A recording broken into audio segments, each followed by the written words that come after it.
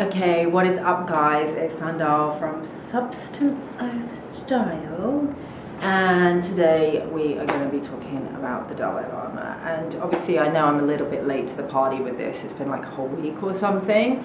I mean, I actually just don't really like reacting to these things immediately, although I will put responses on those of you who follow my public posts on Facebook. We'll see, I'll usually respond in some kind of way to stuff like this. In this case, I responded rather sarcastically, as I often tend to do.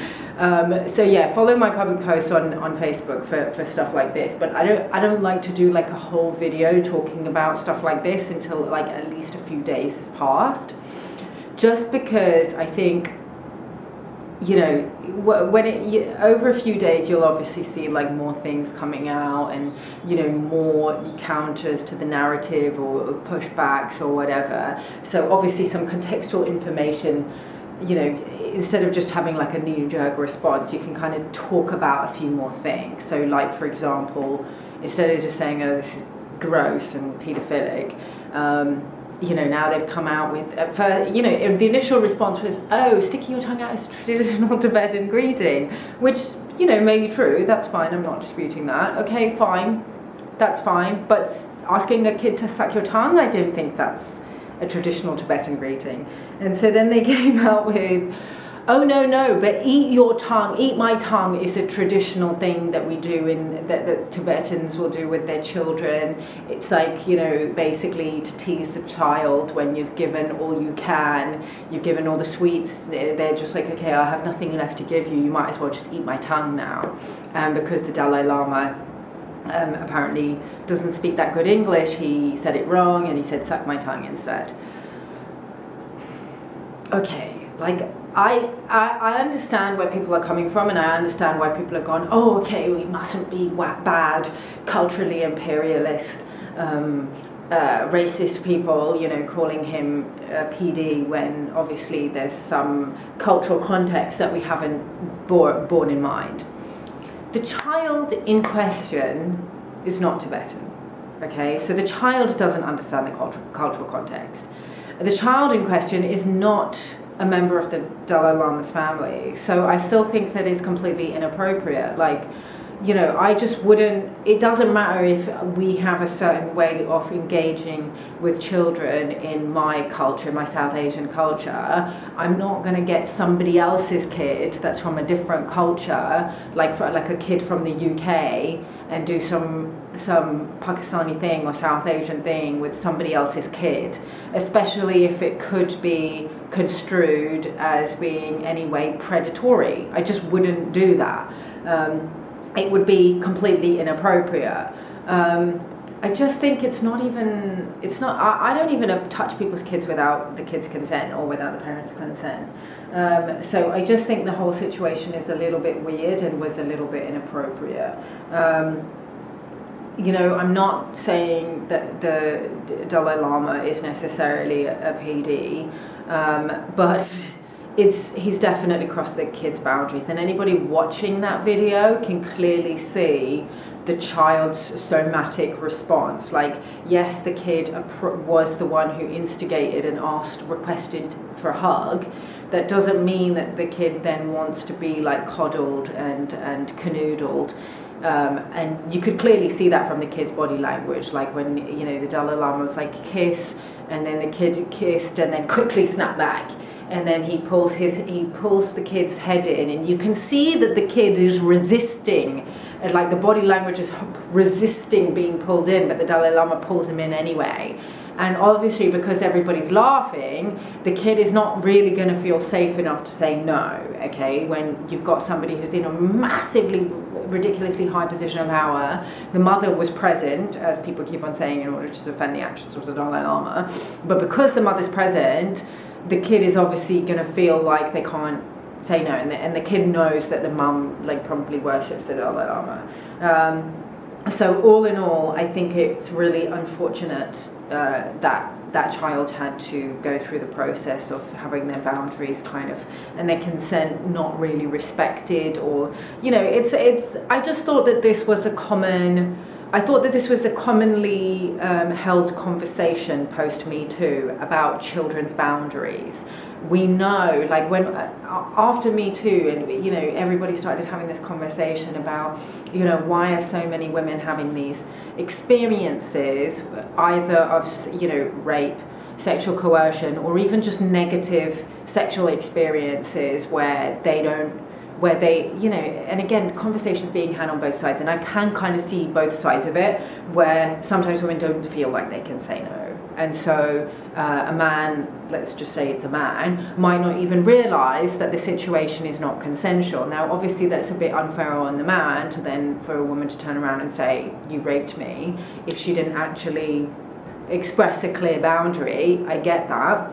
But the conversation, I feel like, has been had really widely about why women struggle sometimes with expressing boundaries, why they'll do stuff like, you know, even if they do say no, they'll say it in a way that makes it sound like a bit playful, like, no, you know, like, because, and a lot of men misinterpret that as being, you know, just coy, or trying to be a nice girl, or just try harder, or just try it in a different way, or just slow it down. And sometimes it can mean that. And, you know, obviously I know we're talking about a kid here, but just stick with me here, okay, because I'm going to get there. A lot of the time, the reason why a woman will do that is because she's scared of the person that's on top of her, or who's pushing her boundaries, because she's scared of his physical strength and the fact that he's going to harm her. So she doesn't want to be really strong with the no, because she doesn't want to make him angry. So children obviously have this as well. Like children will not necessarily say, no, I don't want to have a hug. No, I don't want to kiss the creepy uncle, because children are used to not having any boundaries, or not having any bodily autonomy. And this is where the conversation around Me Too went into, where does this nice girl syndrome come from? And it comes from parents not respecting the bodily sovereignty of children, of saying, we don't care if you feel uncomfortable, if you're having like an intuitive somatic response to creepy uncle, you're going to hug him and kiss him anyway. And so I feel like people should have known by now that you should be respecting the bodily sovereignty and the bodily autonomy of children. And if they look like they're uncomfortable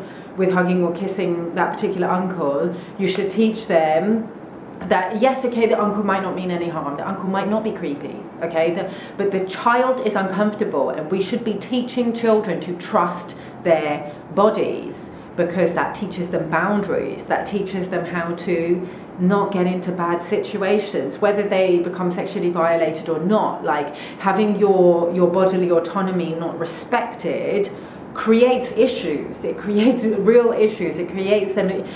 Of course, I talked about this in multiple videos, okay? If you don't respect the intuitive hits that your body's giving you about what's okay for you and what's not okay for you, it doesn't just result in you being sexually violated. It results in you manifesting lower timelines.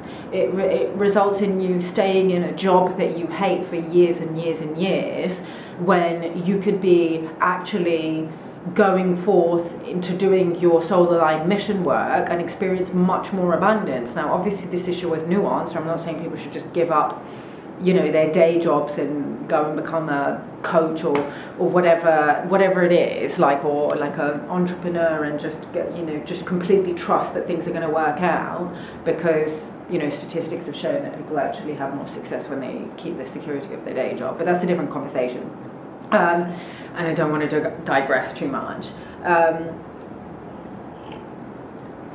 But what I'm saying is that boundaries are really, really important. And I'm really glad that I kind of waited a little time, like a week or so, to make this video, because there have been some really, really important and insightful codes around this whole topic of boundaries, consent, abuse in spiritual lineages, about the Dalai Lama, about Tibetan Buddhism, and all of this stuff that I've been basically unpacking with one of my one-on-one clients, because she's been dealing with a lot of very similar themes, because, you know, these things will happen because the collective is ready to have this conversation. So right now I feel like a lot of people are kind of going, are looking at the inner child. For me particularly, I've been doing a lot of inner child work, specifically on my own field, but also with my one-on-one clients. There's been a lot of stuff around the inner child. that we've been looking at, but also, you know, there's been some stuff around some timeline repair that's been done around the idea of spiritual lineages, which I'll go into more in more detail throughout the video. So just looking at my notes. Yeah, so it's unfortunate how everyone laughed instead of, you know, again, it's like, yeah, it's that halo effect, that like, oh, this person is. And this is the thing with like spiritual lineages, okay? I don't want to go too polarized to the other direction where we say we should completely disregard the idea of spiritual lineages and spiritual hierarchies, because I don't agree with that either, and I'll talk about that later. But there is this kind of tendency to go, okay, he's the Dalai Lama and he's the Tibetan Buddhist like spiritual leader and he's supposedly enlightened, so he can't possibly have meant anything bad by that. And it's just like, are you really going to neglect your own eyes and your own intuition and what your body and what all the other factors and the evidence concerned is showing you, and completely dismiss what you're seeing because of that belief? Because if you are, then that's the reason why we even have, you know, high level elite satanic networks and human child trafficking and, you know, all these fucking you know, SRA networks in the first place, because people don't want to think that people who are in high positions of power could possibly be compromised, morally compromised in some way, and not have, you know, when we give power to people, we like to assume that they have our best interests at heart. You know, people do the same with governments. It's a very naive, very childlike attitude to have, where you think that other people don't have any kind of personal agenda, or they could be morally compromised in some way. And I think that if we collectively heal our inner children, we will be able to see the darkness and also do our shadow work. We'll be able to acknowledge the darkness that exists in this world. Most people aren't willing to do that because it involves actually like growing up and taking responsibility for our own lives. Instead, we want to externalize that power to governments and control systems and go, they'll take care of us because, you know, they're good mummies and daddies. It's essentially because we haven't grown up and we haven't healed our own inner children. Now, I'm not saying that the Dalai Lama is necessarily involved, but we do know that he is a CIA asset. He has been funded by the CIA, and he's also been accused by some of being a CCP asset, Chinese Communist Party asset. I'll link the video where there's a Tibetan man who's basically, it was great, I love this guy. This video is going viral now. He's a Tibetan guy going, listen, I'm a Tibetan guy, obviously I'm Tibetan, right? And he goes, I care about Tibetans, I care about Tibetan people and Tibet country. That's why I'm going to speak the truth. This whole eat my tongue thing, suck my tongue with obviously a mistranslation, this whole narrative that they're pushing is not true. That's not a part of our culture. I'm not saying that this is true, I'm just saying that this is what he says and what he claims. He goes, that's never been a part of our culture. I've never seen that or experienced that. And it's definitely plausible that what he's saying could be true, because, you know, if you look at, and Bernard Gunter and Laura Matsu also posted about this, and check out their podcast on the same subject because I thought it was really good. They basically said that there were no Google search results for the whole eat my tongue thing before April 10th. So now I'm not saying that necessarily means that it's not true at all. It could be a part of Tibetan culture that nobody had talked about on the internet until that time, and then when it came out, people were suddenly like, oh no, but this is a thing. Our parents always used to do it, and then they did a bunch of blog posts. So that could be the case.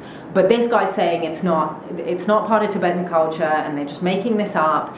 And he basically is the people who are defending him are saying it's a CCP attempt to take him down because obviously they don't want Tibetan independence, and he's a threat to them because he's always fought for Tibetan independence.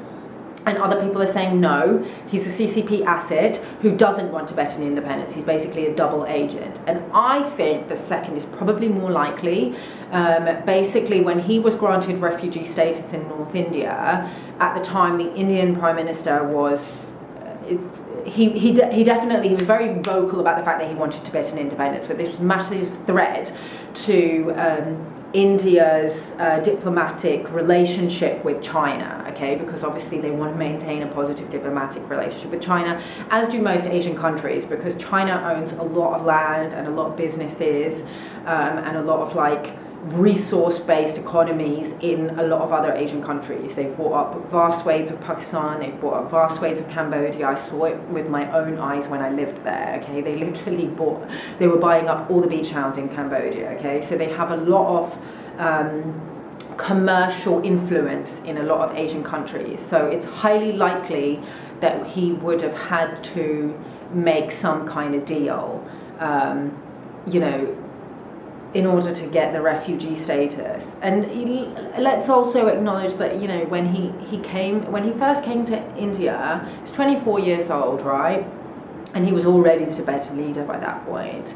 He came with just a small group of his inner circle as refugees, and they left all the other people behind to suffer at the hands of the invading Chinese forces, okay? And obviously his people followed him because, you know, that's what you do, right? Your leader has been granted refugee status in India. You're, you know, facing massive brutality in your homeland, and the leader's now scarpered off. You're obviously going to follow and see if you can also be granted refugee status. For an enlightened person to do that is a really question, like, it really makes me question. Maybe he achieved enlightenment at a later date, okay? Maybe somebody can clarify, okay? But he wasn't, it doesn't sound like he was enlightened at the time, because I don't think an enlightened person would do that. Like, I don't think like someone like King Arthur, okay, whether you want to debate whether he's a real figure or not, but as an archetype, King Arthur is very powerful because he represents the idea of what it means to truly be like a Christed benevolent king. Okay, if you watch Merlin, I always tell you guys to watch Merlin if you're wanting to integrate your Christ masculine energy, because you see how King Arthur goes through this process of kind of awakening into that benevolent king energy. He wouldn't have fucking left his people, but do you think he would have left Camelot behind and gone and taken refuge in another land as a refugee with just his knights? Can you imagine? No, he would have stayed and he would have fought till his last dying breath to keep his people safe. So I'm not saying that the Dalai Lama should do that, okay, because a lot of human beings would just want to protect themselves. I'm just saying that it calls into question whether he's enlightened, okay, and it also calls into question his right to be a leader.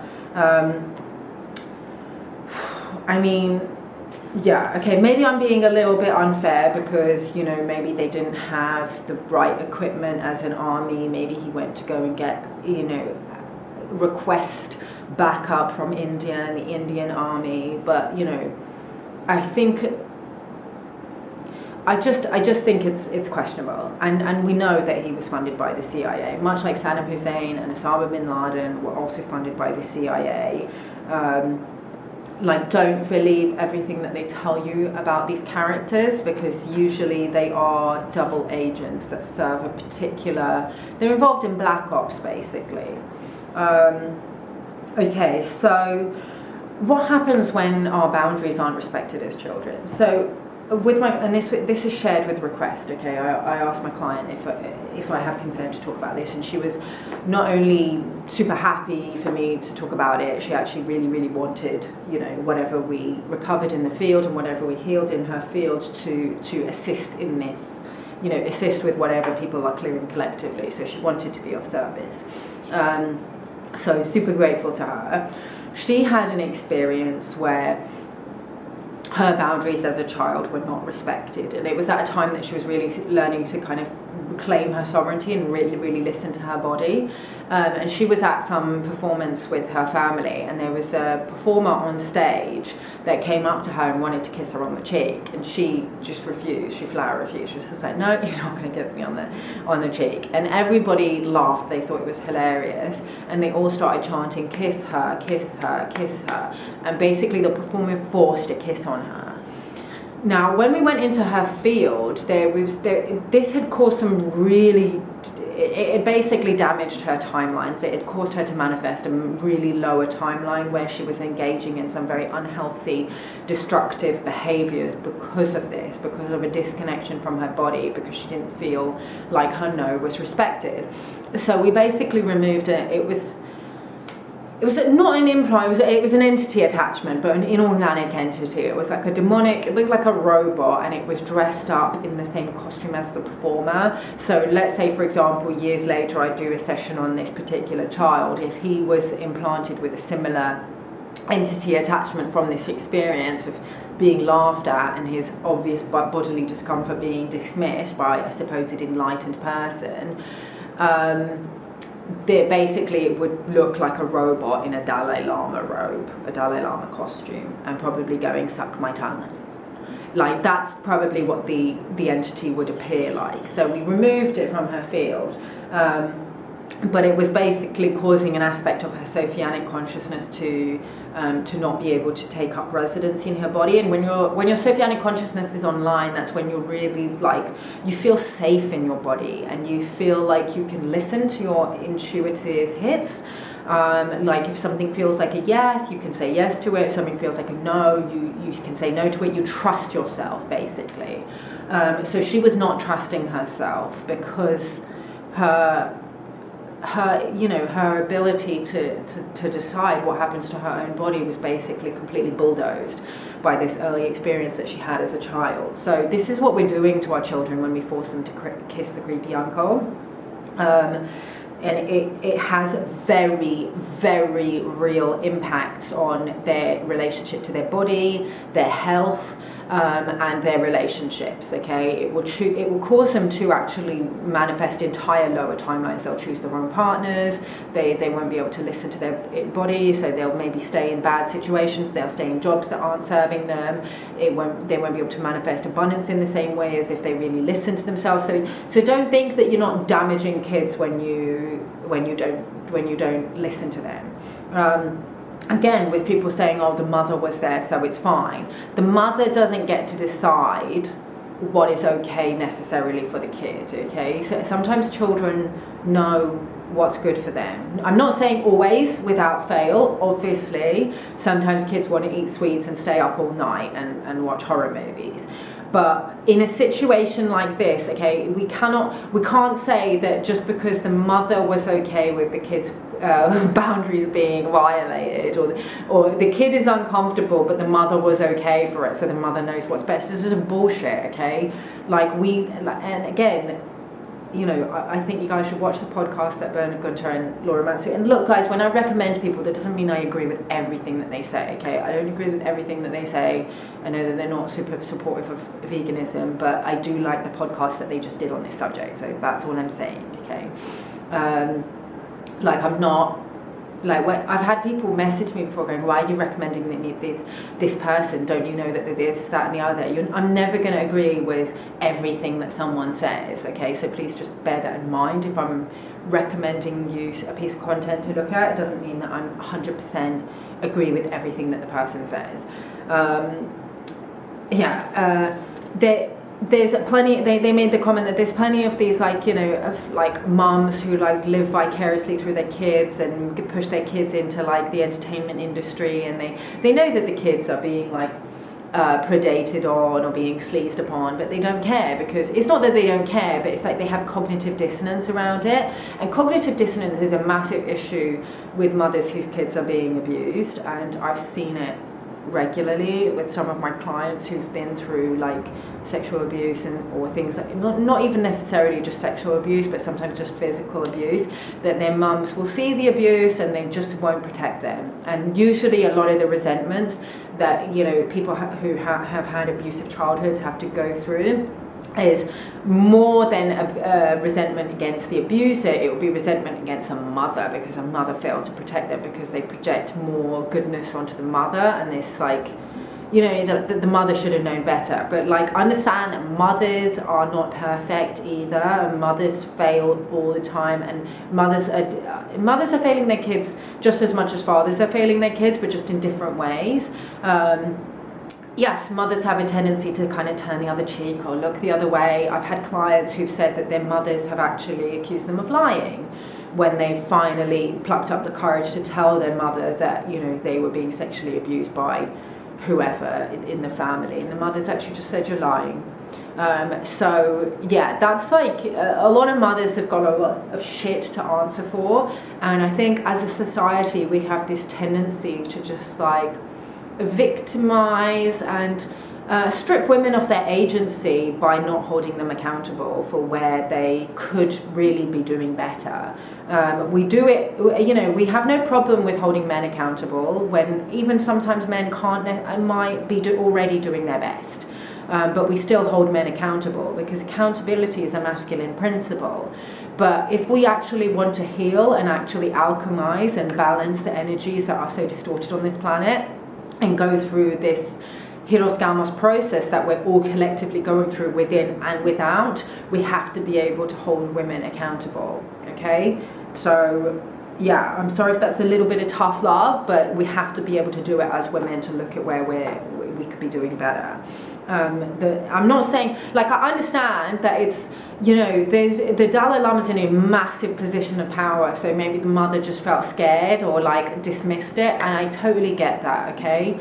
I understand where she's coming from. Maybe she just didn't think it wasn't that big of a deal. It's not like he's, you know, doing even worse to the kid, but, you know, we have to culturally start to be able to make situations safer for women to stand up to abuses in positions of power.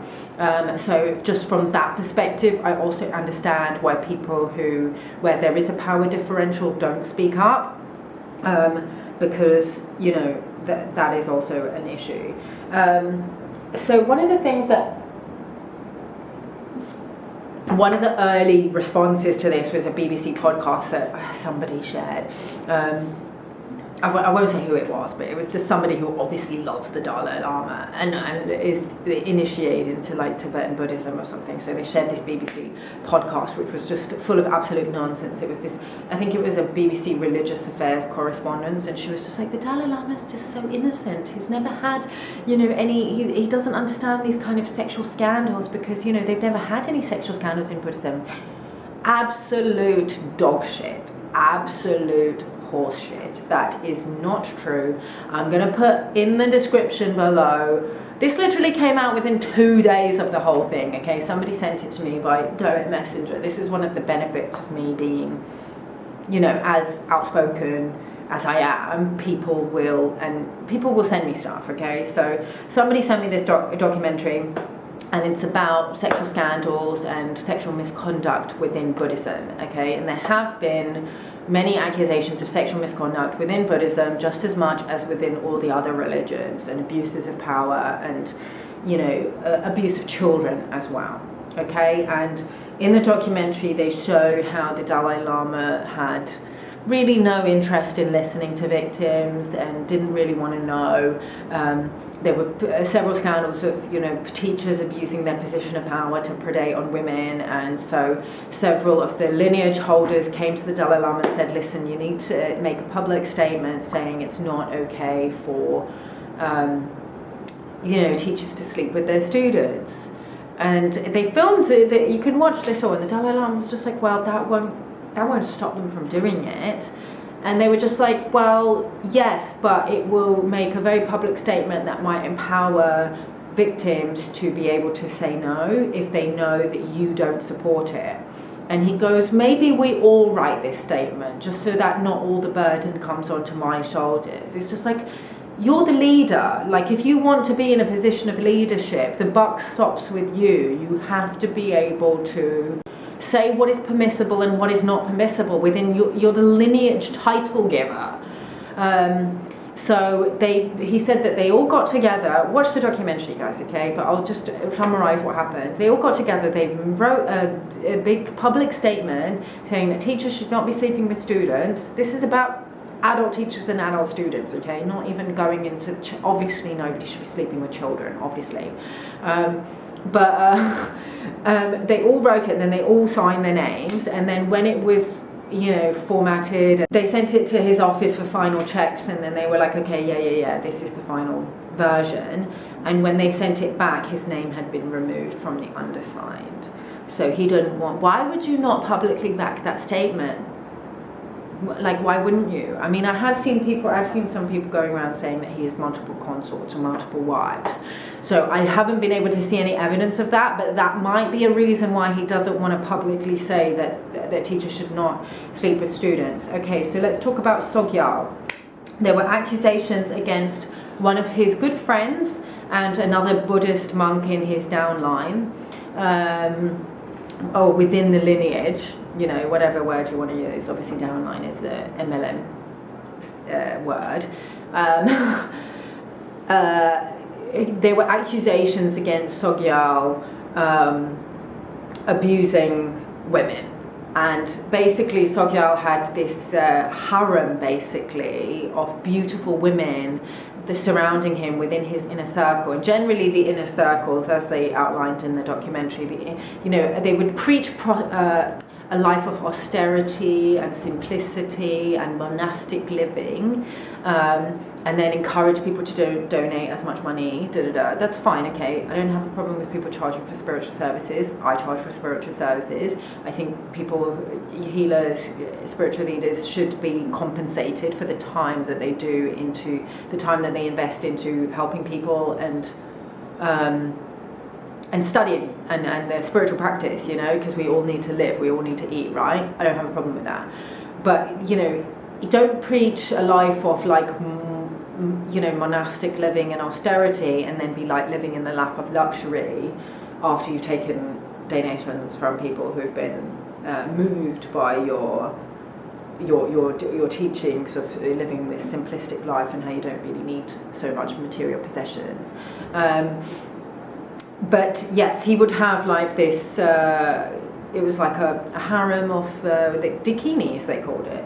And in the documentary they talk about how this is not isolated, this is very much part of Tibetan tantric lineages. This is the norm in Tibetan tantric lineages, which basically come from, there's kind of some overlap between the Buddhist and the Vedic here, because obviously we know Buddhism comes from India ultimately, so there will be some overlap between all the different traditions. So in the Tibetan tantric lineages, apparently having a harem of Dakinis is normal. And again, I'm going to go into the field update because we cleared some of this stuff for my client who had a past life as a Dakini. So they would call these women Dakinis, and it became clear that Sogyal was having sexual relations with his Dakinis, who were essentially like servants. They literally took care of his every need. They would sleep on the floor next to his bed and literally like scratch his back. They would bathe him. It sounded just appalling. And they said it was a very sexually charged atmosphere. He was always making sexist, objectifying jokes. I guess similar to the Dalai Lama's joke about how if he were to have a female successor, she would have to be attractive, because all the women in the inner circle were always of a certain type of aesthetic, they was young, beautiful, attractive women, which is not like, that's not... So, okay, look, I'll talk about this in a bit. This is annoying me because the whole Dakini word gets so misused and misappropriated, and I've seen it also in Neo-Tantra, where they talk about being a Dakini or being a priestess, and how the priestesses would initiate men and, into the sexual, being sexual consorts, and I'm just like, there are very, very real distortions that happened in the priestess temples, okay? Originally, they had the original mystery school teachings of Hirosgamos, and they became heavily misused. So people who are teaching, what happened in the temples, just look at what they're saying and just take it with a massive dose of salt, okay? Because what happened in those temples, we don't have, I've been trying to research it, but a lot of it's not been recorded, okay? Because a lot of that stuff was completely wiped off the face of the earth in terms of our records, our written down records, but everything that happens on this earth is recorded in the earth, okay? It's recorded in the timelines and it's recorded in the grids. So if you are clairvoyant, then you can actually start to read some of that history and channel some of that history. And I've been doing some of that with this client of mine, okay? So I'll share some of that towards the end of the video, so stay tuned. And if you're still with me, well done. So despite the Dalai Lama and the Dalai Lama's French interpreter knowing about, sorry, I'm confused. Let's not talk about the French interpreter. That's a different, that was a different story, a different case. The Dalai Lama was told about the accusations against Sogyal, okay? So Sogyal was not just in sexual relations with his Dakinis. One of the Dakinis, or the women who was a Dakini, testified in the documentary that she was raped repeatedly by him. And she actually asked one of the, she was threatened, she was told, don't talk about this with anyone, not even the other girls, but she did ask for guidance, you know, codedly, like, from one of the other Tibetan Buddhist leaders, teachers. She said, you know, what does it mean to be a consort or a concubine? And she was crying when she asked him this question, and he said, "Oh, that's you know, that's an honor. Like you should be honored to have that kind of relationship with a teacher." So, yeah, he was just like, it's a great opportunity to have that kind of relationship. So, it seems like this kind of practice is actually encouraged within, you know, maybe not throughout Tibetan Buddhism, but like, it's definitely not uncommon. So that might be why, you know, the Dalai Lama didn't want to make a public statement about it. It might be why he also turned a blind eye to the accusations against Sogyal, which he knew about, was informed about, and didn't really make a public statement about. He even went to visit his monastery while, you know, the whole furore was continuing. And then only made a statement about it once the guy was, you know, legally accused and convicted of misconduct. There was also another case against a monk of European descent called Robert Spatz, who was actually abusing physically, emotionally, psychologically, and sexually abusing children. So, you know, they were trying to get justice, and they found no help from the Dalai Lama with their case. So they were just like, why is he ignoring us? Why are we not getting any help? You know, and somebody commented on the documentary going, look, it's obviously bad that this stuff is happening, but you're putting too much blame at the Dalai Lama's door, like he's not responsible for all of this. He is the lineage holder, okay? He is the title holder. He can bestow the titles on those within his lineage, and he can strip them as well, okay? He can publicly denounce somebody who's been accused of misconduct. They can hold their own internal investigations as well if they choose to. He chose not to do that, okay? It is the authority that he bestows upon those who are from within the lineage that allows them to have the power to abuse, okay? So he is complicit in the abuse. Now, some show that the reason why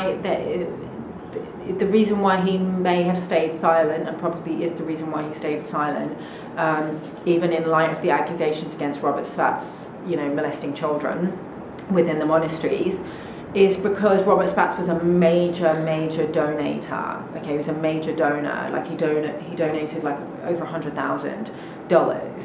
So it seems like he will stay silent on the abuse of children as long as he's paid the right amount, which sounds about right for somebody who's working for the CIA. You know, he's obviously on the CIA. He definitely was on the CIA's payroll. Whether he still is or not, I don't know. So yeah, it's all very nefarious. I will say, some people were saying that he's on the Epstein's flight logs. I did check. He wasn't, so just want to clear that up. I'm not saying that he's not, you know, he's not involved in any of that stuff, because we do know that, okay, Epstein and Maxwell were not just like procurers of underage prostitutes, child prostitutes for elite people who have weird kinks, okay? They were deep state assets that were used to blackmail people, okay? That's how they were used. So if somebody's involved with them and had children procured for them, that person might not necessarily have been doing that willingly, okay? If you don't understand how satanic networks operate, you've got to do your research on this. I highly recommend you look at the work of Annika Lucas, look at the work, Teal Swan also talks about this, Jessie Sabotar, Jeanette Archer, check out John Wedge's channel. They will give you some insight on how and why all of this stuff happens, okay? A lot of the people that are implicated into these crimes against children are not there consensually either, okay? So we got to understand that, and if we're able to understand that, then we're able to dismantle these networks way faster, because I don't want people to just get obviously people could become disgusted by this stuff and they're like, oh my god, they're evil, kill all the lot of them. You've got to understand they're all involved in darkness and they're ruled by fear, okay? And this is very crucial to understand how somebody could become involved in something like this, okay? The Dalai Lama was already the Tibetan leader by the time he was 24. It's possible that he was chosen for this as a child and he was involved in this himself as a child, so he might be a victim as much as a perpetrator if he is involved, okay? I'm not saying that he is or isn't involved in satanic networks, I don't know. But as somebody who's researched it extensively, a lot of these people in high positions of power usually are implicated in some way, okay, either directly or indirectly. Now we know that he's obviously turning a blind eye to the abuse of children within his religion, okay, so he's definitely implicated in that way, but it could be even worse. And I want you, we just need to acknowledge that a lot of these people, yes, they're doing a lot of really fucked up evil things. They're usually like MK Ultra personality altered, okay? They have different alters to their personality. They have most of them have multiple personality disorder. And again, I'm going to talk about this more in the field update. So usually they've been born into this. A lot of the time they've been born into it, especially if they come from elite dynasties within, the Illuminati bloodlines. So they've had this done to them as children, okay, and then they grow up to perpetuate it. So they're victims as much as perpetrators. So let's just be honest about that, and that will cause us to just not become super polarized and turn everything into a witch hunt. I'm sure many of them, and Donald Marshall has spoken about this as well. Again, I'm not saying that everything that he says is true, but he said that the reason why he's able to blow the whistle in the way that he has and they haven't killed him yet is because many of them who are involved actually want disclosure to come, because they don't want to be involved anymore, but they don't know how to get out, you know what I mean? So yes, let me talk a little bit more about what happened with my client, but I just want to get some water. Give me a second. Okay, so yeah, basically when we opened up the field to see what was going on, one of the first things that I was shown about this particular client is she had a past life as a Dakini, particularly within that part of the world, kind of East Asia kind of area, kind of Buddhist, Taoist kind of lineage. It seemed like it wasn't super clear, but I could see, I could see where she was. I could see her costume and I could see, the environment, and it looked like East Asia. So she was basically a Dakini. So essentially she was a priestess, trained in, the arts of sexual alchemy, or the science of sexual alchemy, and within not just her lineage, but within the entire culture, many of these women were having their codes usurped and stolen from them and were forced into positions of being a concubine. And I could see that they were basically corded to the head of the lineage, who was a man. So their Sophianic essence was being siphoned to basically give him this false power.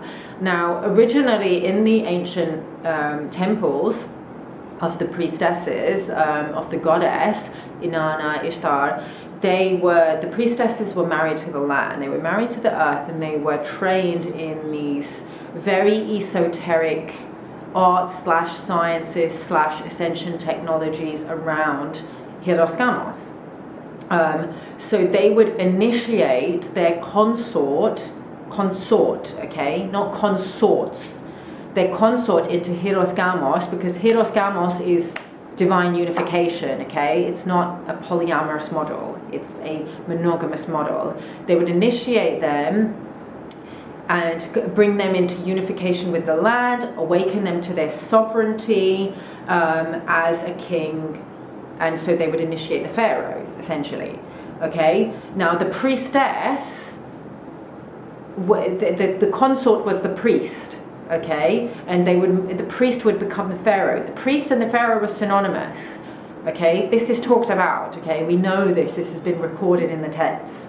What isn't as widely known is the priestess was the queen, okay. Now this became distorted in the, I don't know exactly how. I'm still researching it, and I'm still kind of trying to channel it within the field, and a lot of stuff has come through around this. So the sovereignty of the priestess, I believe, became challenged at some point, okay, and they were used to initiate the pharaohs, who were synonymous with being a priest, but it became, in order to have that kind of patriarchal hierarchical structure, they would siphon the energy of multiple women, and this is where it became distorted and eventually became the modern day brothels, okay. There are still some of these temples that exist in India where they have the temple prostitutes, and they have children, they have little girls working in them, okay. So this has become heavily distorted, okay. So anybody that is teaching about the priestesses and initiations, just have a look at what they're teaching, okay, because there are some distortions that happened along the way, and they may be teaching according to some of those distortions. If they're not teaching the true hierogamical model of sacred unification between one man, one woman, and the Godhead, then they're teaching something that's distorted, that's become distorted.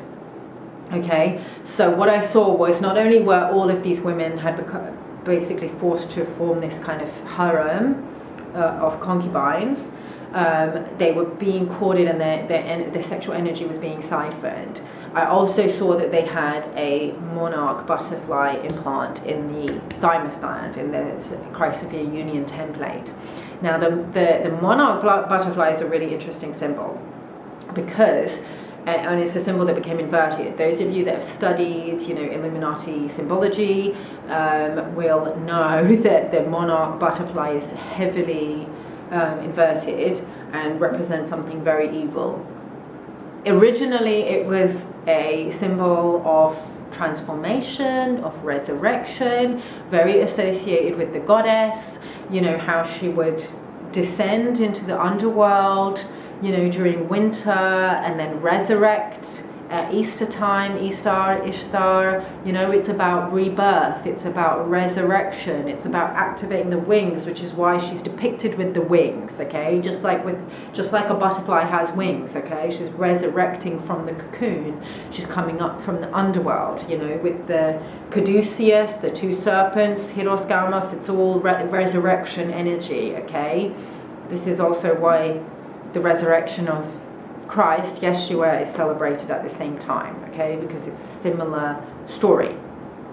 So the butterfly has a similar representation. Now the monarch butterfly, specifically, what is a monarch? It's a sovereign, okay, it's a king or a queen, because Hieros Gamos is about awakening you into your sovereignty, and that's what it was about in the ancient temples as well. It was about awakening to sovereignty. That's why my course is called Reclaim Your Crown. It's about you waking up to your own sovereignty as a living woman, living man, living of the living soil, and your own sovereignty under God, as a divine child under God. You're opening up the crown chakra and letting those divine streams come in. Okay, now this symbol basically ended up getting inverted through trauma-based mind control, the MK Ultra program. And the monarch, basically it was called monarch mind control, and it was a form of trauma-based mind control where they would traumatize the subject to create a split personality disorder, and they would create a slave, basically. So it's been used to create super soldiers, and it was also in men primarily, and it's also been used to create beta sex kittens, which are basically like deep state assets. They're prostitutes. They're elite. They're used for elite prostitution to get as spies, but also deep state assets to use as again for blackmail purposes. So this is some of what Epstein and Maxwell were doing with these underage prostitutes. They start with a normal adult woman, and then eventually they get younger and younger until they have dirt on the person that they can use to blackmail them with, and then they say, okay, you have to do whatever we say, you have to agree to this new oil pipeline, or you have to sign this bill that's going to give us the right to do XYZ. Okay, this is how they get political leaders under the thumb. And the Dalai Lama is not just the spiritual leader of Tibet, he's a political leader as well, okay, which is why you see him cavorting with, all the who's who and the usual suspects. So what I saw in the fields was all these Dakinis that were being used as, concubines for this false leader, this inverted masculine lineage. Because originally these ascension codes came through the priestesses, okay, it was a feminine art. And then it became inverted. So they all had this monarch butterfly template. So they had basically they'd had all reversals in their sexual energy, and they were basically essentially being used as sex slaves, prostitutes, consorts, concubines, dakinis, priestesses, whatever you want to call it. Somehow it became inverted along the way. Okay? So we also tapped into another lifetime that this particular client had as an Egyptian priestess who was initiated into the mystery schools of Isis. Again, mystery schools of Isis originally came mystery schools of Ishtar, Inanna, and became distorted. Okay, so there was distortion, there were very real distortions that happened within this particular lifetime, okay? My client was the lineage holder. She was she was like the head honcho in this particular temple, and she was teaching the other women, and she had we had to heal this particular timeline because there was a lifetime that she shares in her present day life with one of the women who was in this, okay, and this is where some of these sisterhood wounds that we particularly have to deal with in the spiritual community come in, okay, because she was not able in that lifetime to own her power as the woman that was definitely the most deeply initiated, most highly initiated. She was the one that was training all these other women into the arts of the priestess and these Hieros Gamos teachings, these ascension teachings, these mystery school teachings, whatever they were. She was not able to really own that and to be able to take up, to hold that position of authority and to demand the respect and the reverence that was owed to her, okay? And we have a lot of issues, particularly within the female side of things, with, respecting hierarchies, okay? Men are much more able to do this, okay, to the point where they become imbalanced with it, and they become competitive with it. But women have this as well, but we have it as a shadow aspect, an unintegrated shadow. So a lot of the women within her community that she was initiating into these teachings were not respecting her. They were becoming competitive with her. They definitely looked up to her and wanted what she had, and they were jealous of her, but they were not respecting her because she wasn't able to really take. Okay, I do apologize. My battery died. I should have charged my camera last night. I forgot to do it. So basically, sorry, my phone's doing something. What was I saying? Yeah, so because she wasn't able to own her power and to command the respect that she deserved as the one that was initiating these other women into these teachings, they didn't respect her and they became competitive with her. And because they weren't, it was also she was partly responsible. She had too much of this nice girl syndrome that a lot of us are healing and integrating, and she hadn't done her shadow work around her own power. And so obviously the women around her were reflecting this back to her, and they became competitive with her. And so they basically started misusing the teachings. And they started misusing the teachings by initiating men who basically ended up misusing the teachings and created this whole false timeline of patriarchal inversions. Okay, so we were able to tap into some of the history around where these teachings got inverted and misused and ended up becoming, you know, the brothels that we now know, because of this failure to properly integrate the masculine and feminine and do the proper shadow work. So we basically healed this timeline. She was able to own her power. We removed whatever. We did a whole, it was very, very deep. It basically which was traced all the way to, you know, I saw some of actually what the practices, what they were doing in the temple, and the ritual. So that'll be interesting. That'll be something that maybe I'll incorporate into future offerings that I bring to you. But yeah, it was deep. It went straight. I saw the entire, you know, what happened, and you know, all the way to like the Knights Templars, and you know, how that got really distorted, and what happened to the Melchizedeks, and you know, King Arthur and his knights, and you know, their body parts scattered all across like France and England, and we did like a massive reclamation and soul retrieval. So you know, y'all can maybe tune into that if you want, and reclaim some of that if you feel connected to those particular timelines or bloodlines. But yeah, we were able to heal the timeline. She was able to actually, in that lifetime, finally own her power. And then we saw that they were all like bowing in reverence to her and finally respecting her. So hopefully this will be able to create a timeline correction where we're able to reclaim some of this power that we have as women, to make sure that we initiate the proper men, and also that we have respect for spiritual lineages, but we also are able to hold the title holders of the lineage, the ones at the top of the pyramid, that we're able to hold them accountable and not over pedestalize them, because that's important as well, that we don't over pedestalize them, because at the end of the day, like, it doesn't matter how deeply initiated you are, until you completely dematerialize and leave your body, as some of the yogis have been able to do, you're still a human being. So, you know, you can still be fallible, and you can still be prone to be morally corrupt. Okay, we know that some of these really, really high level channels, you know, who are able to channel, you know, all these entities from different dimensions, can also be morally corrupted, especially if they don't align to the law of one and the living Christ.